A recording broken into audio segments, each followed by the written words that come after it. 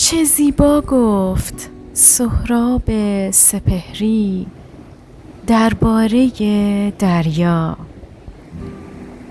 صدای موجت ای دریا برایم شعر زیبایی است، پر از راز و پر از لذت، همانند معمایی است.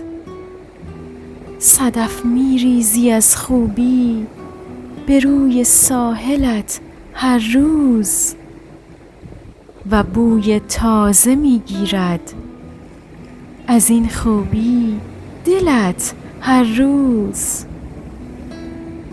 در آغوش تو ماهی ها تمام لحظه ها شادند، به زیر آب و روی آب همیشه شاد و آزادند.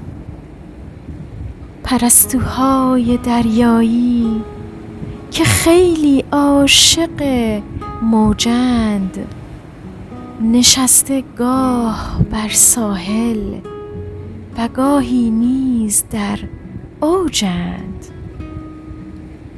تو ای دریا برای ما بخوان شعر قشنگت را، به روی ماسه جاری کن صدای رنگ رنگت را.